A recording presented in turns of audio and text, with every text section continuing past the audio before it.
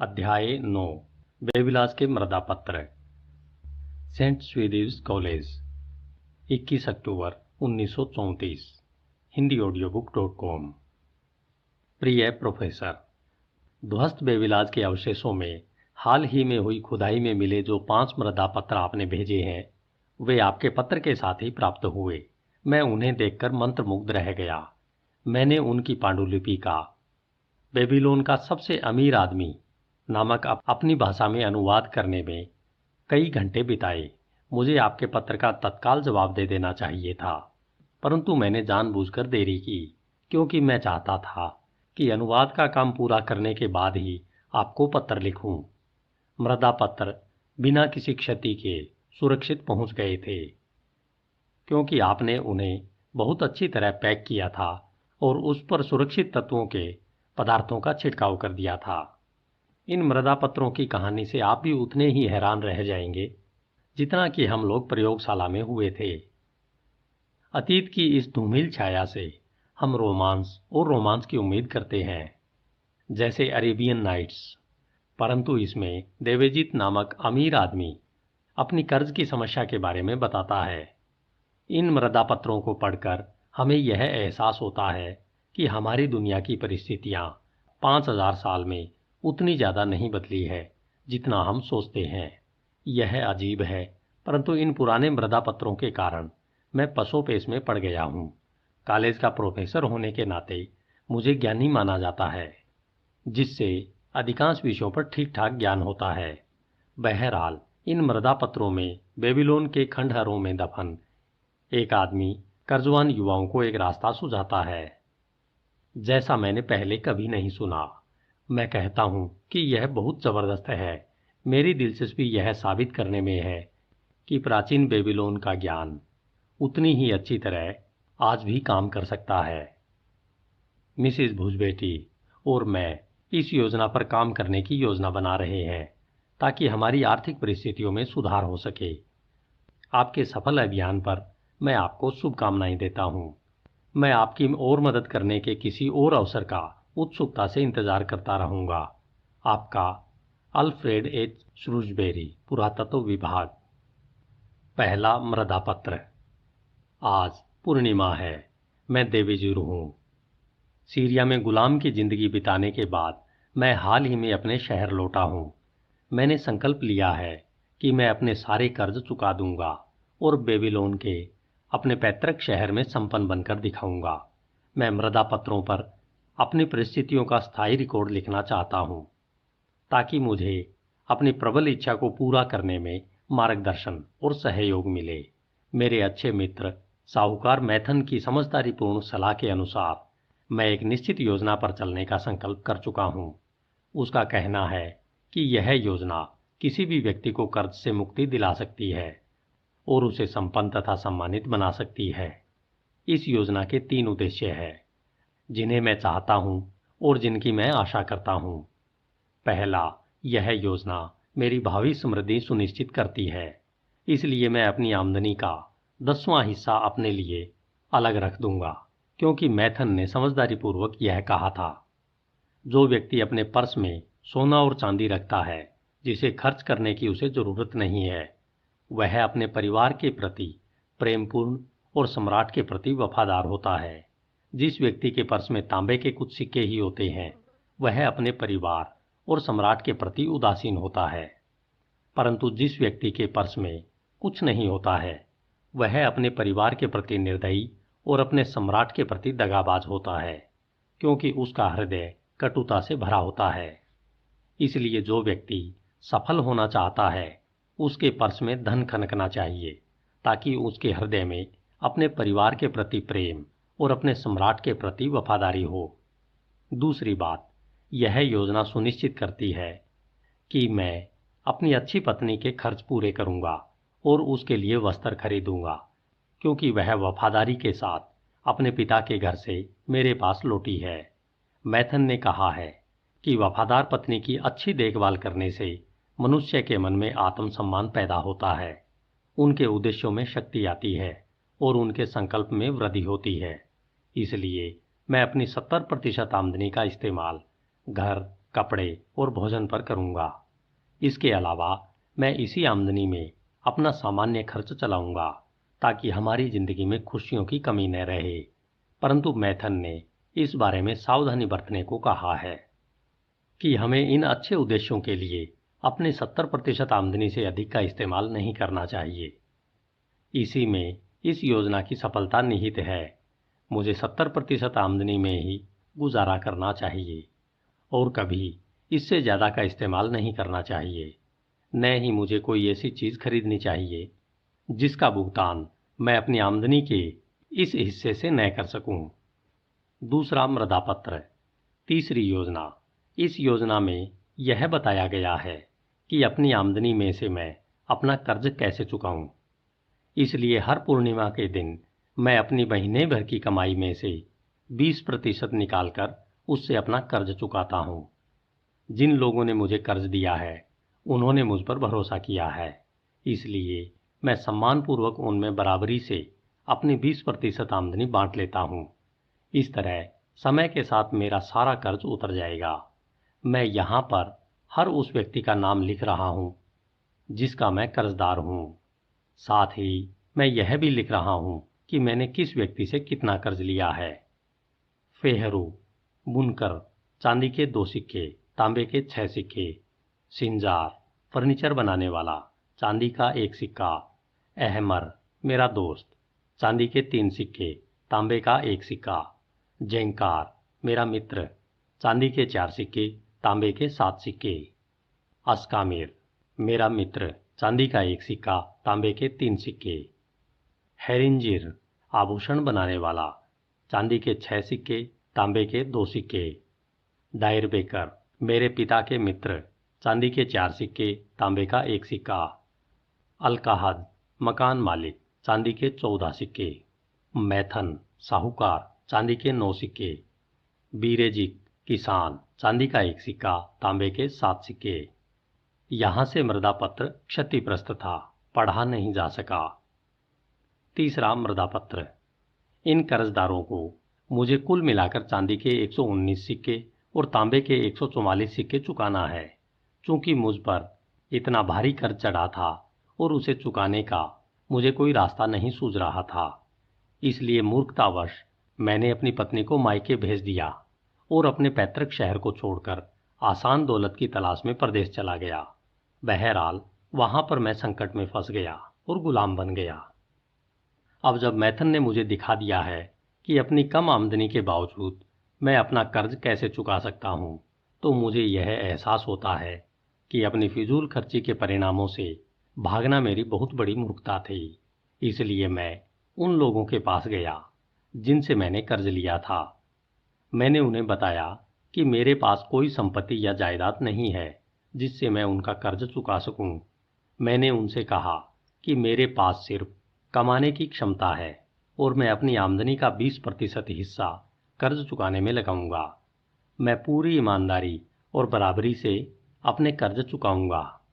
मैं कर्ज चुकाने के लिए 20% से ज़्यादा आमदनी का इस्तेमाल नहीं कर सकता हूँ, इसलिए अगर वे धैर्य रखें तो समय के साथ मैं पूरा कर्ज चुका दूंगा। अहमर को मैं अपना सबसे अच्छा मित्र समझता था, परंतु उसने मुझे भला बुरा कहा और मेरा अपमान किया। बिरेजिक नामक किसान ने मुझसे अनुरोध किया कि मैं सबसे पहले उसका कर्ज चुकाऊंगा क्योंकि उसे पैसे की बहुत ज़्यादा ज़रूरत है। यह योजना सुनकर मकान मालिक अलकाहद बहुत गुस्सा हो गया और उसने साफ कह दिया कि अगर मैंने जल्दी से उसका कर्ज नहीं उतारा तो परिणाम बहुत बुरा होगा। बाकी सबने खुशी खुशी मेरे प्रस्ताव को मान लिया, इसलिए अब मैं इस योजना पर अमल करने के लिए पहले से ज़्यादा संकल्पवान हूँ। अब मुझे विश्वास हो चुका है कि कर्ज चुकाने से बचने के बजाय उन्हें चुकाना कहीं ज़्यादा आसान है। हालांकि मैं अपने कुछ कर्जदाताओं की आवश्यकताओं और मांगों को पूरा नहीं कर पाऊंगा, परंतु मैं उन सब के साथ निष्पक्षता के साथ व्यवहार करूंगा। चौथा मृदा पत्र। एक बार फिर पूर्णिमा है। मैंने कड़ी मेहनत की है। मेरी अच्छी पत्नी ने कर्ज उतारने के मेरे इरादों में मेरा पूरा साथ दिया है। हमारे बुद्धिमत्तापूर्ण संकल्प के कारण इस महीने मैंने नेवाटूर के लिए मजबूत देह और अच्छे पैरों वाले ऊंट खरीदे। जिसके एवज में मुझे चांदी के 19 सिक्कों की आमदनी हुई। इस आमदनी को मैंने योजना के अनुसार बांट दिया। इसका 10% मैंने अपने लिए अलग रख लिया। इसका 70% मैंने जीवन यापन के लिए अलग रख लिया और इसका 20% मैंने अपने कर्जदाताओं में बराबरी से बांट दिया। मैं जब अहमर के घर गया तो वह नहीं मिला, परंतु मैं वह राशि उसकी पत्नी को दे आया। बीरेजिक तो इतना खुश हुआ कि उसने मेरा हाथ चूम लिया। सिर्फ बूढ़ा अलकाहद ही बड़बड़ाया और बोला कि मुझे अपना कर्ज ज्यादा जल्दी चुकाना चाहिए। इस पर मैंने जवाब दिया कि अगर मैं ठीक से कमाऊंगा और चिंता नहीं करूंगा तभी मैं ज्यादा तेजी से कर्ज चुका पाऊंगा। बाकी सब ने मुझे धन्यवाद दिया और मेरे प्रयासों की सराहना की। इस तरह 1 महीने में मैंने चांदी के 4 सिक्कों का कर्ज उतार दिया। इसके अलावा मैं चांदी के 2 सिक्कों का स्वामी भी बन गया हूँ, जिन पर किसी व्यक्ति का कोई हक नहीं है। मैं खुश हूँ और मैं बहुत लंबे समय बाद खुश हुआ हूँ। एक बार फिर पूर्णिमा आ गई। कड़ी मेहनत के बावजूद इस महीने मुझे ज्यादा सफलता नहीं मिली। मैं बहुत कम ऊँट खरीद पाया। मैं चांदी के सिर्फ 11 सिक्के ही कमा पाया।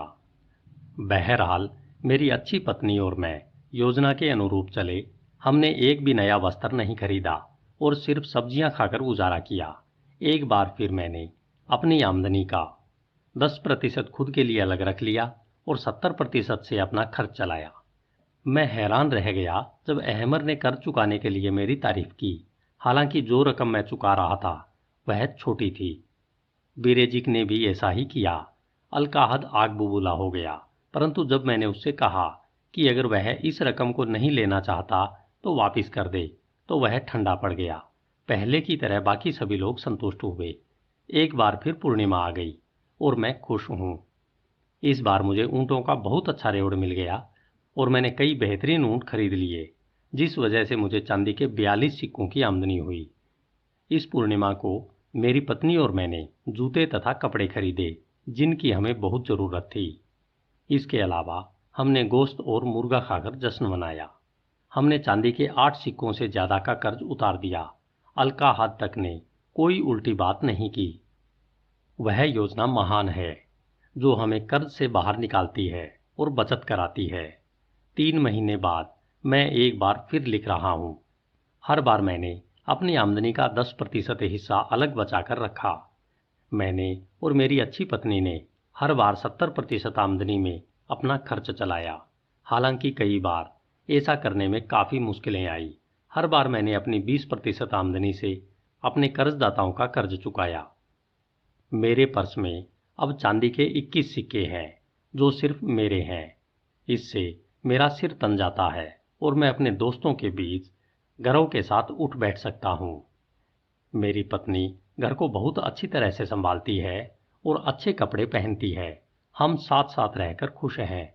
यह योजना अनमोल है। इसने एक पूर्व गुलाम को सम्मानित व्यक्ति में बदल दिया। 5वां मृदापत्र। एक बार फिर पूर्णिमा है। मैं जानता हूँ कि मैंने बहुत समय से कुछ नहीं लिखा है। दरअसल 12 महीने गुजर चुके हैं। बहरहाल आज मैं अपना रिकॉर्ड लिखने में नहीं चूकूंगा, क्योंकि आज मैंने अपना आखिरी कर्ज चुका दिया है। आज के दिन मैंने और मेरी पत्नी ने जश्न मनाया क्योंकि हमारा संकल्प पूरा हो गया है। जब मैं अपने कर्जदाताओं से आखिरी बार मिला तो ऐसी कई बातें हुई जिन्हें मैं हमेशा याद रखूंगा। अहमर ने अपने कठोर शब्दों के लिए मुझसे माफी मांगी और कहा कि वह चाहेगा कि हमारी दोस्ती हमेशा कायम रहे। बूढ़ा अलकाहद भी आखिर इतना बुरा नहीं था, क्योंकि उसने कहा, तुम कभी नरम मिट्टी की तरह नाजुक थे जिसे कोई भी छूकर दबा सकता था और मनचाहे आकार में ढाल सकता था, परंतु अब तुम कांसे के टुकड़े की तरह हो जो किसी का भी मुकाबला कर सकता है। अगर तुम्हें कभी चांदी या सोने की जरूरत पड़े तो बेहिचक मेरे पास चले आना। बाकी लोगों ने भी मुझसे सम्मानपूर्वक बात की। मेरी अच्छी पत्नी ने मुझे इतने गर्व से देखा कि किसी भी आदमी में आत्मविश्वास आ जाएगा। बहरहाल मुझे सफलता अपनी योजना के बदौलत मिली। इस योजना ने ही मुझे इस काबिल बनाया कि मैं अपना सारा कर्ज चुका दूं और मेरे पर्स में सोना चांदी जमा होता रहे।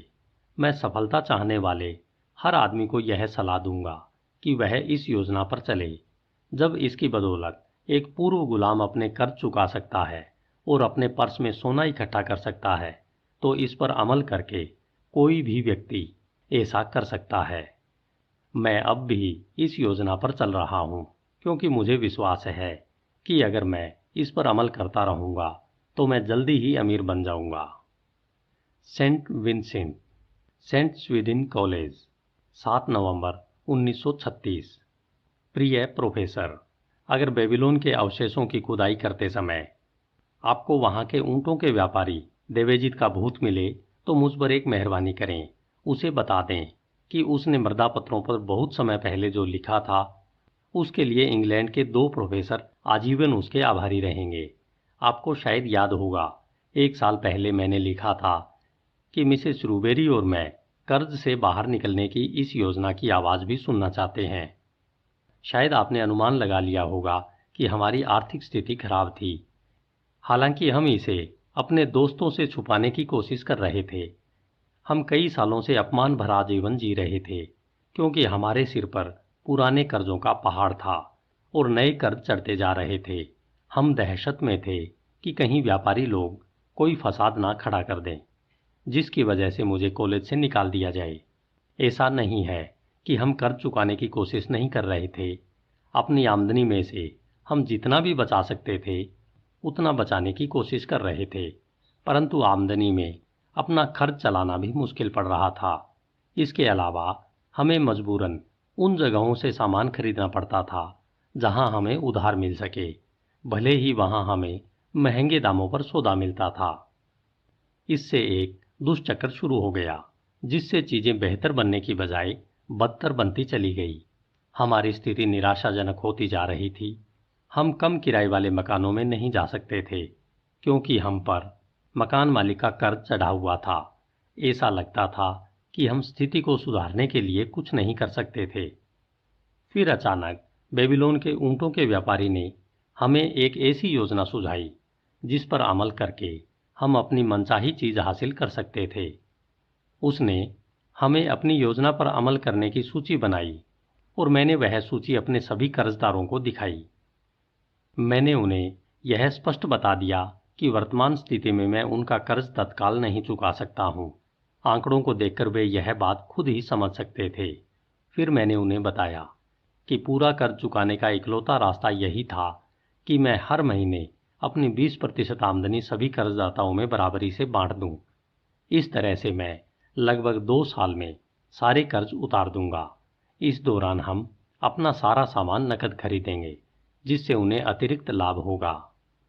कर्जदाता सचमुच बहुत सज्जन थे। हमें सब्जी देने वाला बूढ़ा आदमी समझदार था। उसने एक ऐसी बात कही जिसके द्वारा मुझे दूसरों को समझाने में आसानी हुई।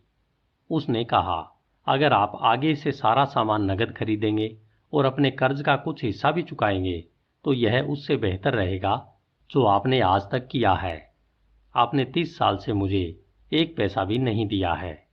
अंत में मैंने उन सबसे यह अनुबंध करवा लिया कि जब तक मैं नियमित रूप से अपनी 20% आमदनी से उनके कर्ज चुकाता रहूंगा, तब तक वे मुझे किसी प्रकार से तंग नहीं करेंगे। फिर हमने 70% आमदनी में गुजारा करने की योजना बनाई। हम अपनी 10% आमदनी बचाने के लिए संकल्पवान थे। चांदी और संभवतः सोने के सिक्के बचाने का विचार बहुत आकर्षक था। खुद को बदलने में हमें रोमांच का अनुभव हुआ। अपनी 70% आमदनी में आराम से खर्च चलाने के तरीके खोजने में हमें बहुत मजा आया। हमने यह काम मकान के किराए से शुरू किया और हम मकान का किराया कम करवाने में कामयाब हो गए और हमें अच्छा सामान कम कीमत पर मिलना शुरू हो गया। यह इतनी लंबी कहानी है कि एक पत्र में पूरी नहीं हो सकती। संक्षेप में, इसमें हमें ज़्यादा कठिनाई नहीं हुई और हमने खुशी खुशी यह काम कर दिया। अपनी आर्थिक समस्याओं को इस तरह सुलझाने से हमें बहुत राहत मिली और अब हम पुराने कर्ज के कारण आतंकित नहीं थे। बहरहाल, मैं आपको उस 10% आमदनी के बारे में बताना नहीं भूलूंगा जिससे हमने खनकाने के लिए अलग रखा था। हमने कुछ समय तक तो अपनी जमा पूंजी को देखने का आनंद लिया। कृपया यह सुनकर हंसने न लगे। देखिए, यही असली बात है। असली आनंद इसी में है कि आप धन बचाना शुरू कर दें, जिसे आप खर्च नहीं करना चाहते। धन खर्च करने के बजाय उसे इकट्ठा करने में ज़्यादा आनंद मिलता है। जब हमने मन भरकर धन खनकाने का आनंद ले लिया, तो हमने इसका एक ज़्यादा लाभकारी प्रयोग खोज लिया। हमने एक ऐसी जगह पर इसका निवेश कर दिया जहां हमें हर महीने 10% ब्याज मिलने लगा। यह हमारे परिवर्तन का सबसे संतोषजनक हिस्सा साबित हो रहा था। अपनी आमदनी में से हम सबसे पहले इसी 10% हिस्से का भुगतान करते हैं। हमें यह जानकर सुरक्षा का बहुत ही संतोषजनक एहसास होता है कि हमारा निवेश नियमित रूप से बढ़ रहा है। हमारे रिटायरमेंट तक हमारे बचत खाते में काफ़ी धनराशि इकट्ठी हो जाएगी। यह धनराशि इतनी ज़्यादा होगी कि इससे बाद के हमारे खर्चे पूरे होते रहेंगे। मज़े की बात यह है कि यह सब मेरी पुरानी आमदनी में ही संभव हुआ। हालांकि इस बात पर यकीन करना मुश्किल है, परंतु बिल्कुल सच है। हम धीरे धीरे अपने सारे कर्ज चुका रहे हैं। इसके अलावा हमारा निवेश बढ़ रहा है और हमारी आर्थिक स्थिति पहले से बेहतर है। कौन विश्वास कर सकता है कि बिना किसी वजह से परिणामों में इतना अंतर आ सकता है? अगले साल के अंत तक हमारे सारे कर्जे उतर जाएंगे। तब हम ज़्यादा धनराशि का निवेश करने की स्थिति में होंगे। इसके अलावा हमारे पास इतना धन होगा कि हम बाहर घूमने फिरने जा सकते हैं। बहरहाल, हमने संकल्प कर लिया है कि हम किसी भी स्थिति में अपने जीवन यापन के खर्च को अपने 70% आमदनी से ज़्यादा नहीं होने देंगे। अब आप समझ सकते हैं कि हम बेबीलोन के उस आदमी को व्यक्तिगत रूप से धन्यवाद क्यों देना चाहते हैं, जिसकी योजना ने हमें धरती पर नारकीय जीवन से बचाया है। उसके पास ज्ञान था, क्योंकि वह इन परिस्थितियों से गुजर चुका था। वह चाहता था कि उसके कटु अनुभवों से दूसरों को लाभ मिले, इसलिए उसको अपना संदेश लिखने में इतने घंटों की मेहनत करनी पड़ी। अपनी ही तरह कष्ट उठाने वाले लोगों के लिए उसके पास एक सच्चा संदेश था। यह संदेश इतना महत्वपूर्ण था कि 5000 साल बाद यह बेबीलोन के अवशेषों से बाहर निकला और आज भी यह उतना ही सच्चा तथा प्रभावी है जितना यह प्राचीन बेबीलोन में था। आपका अल्फ्रेड एच. श्रूबेरी, पुरातत्व विभाग। धन्यवाद। HindiAudiobook.com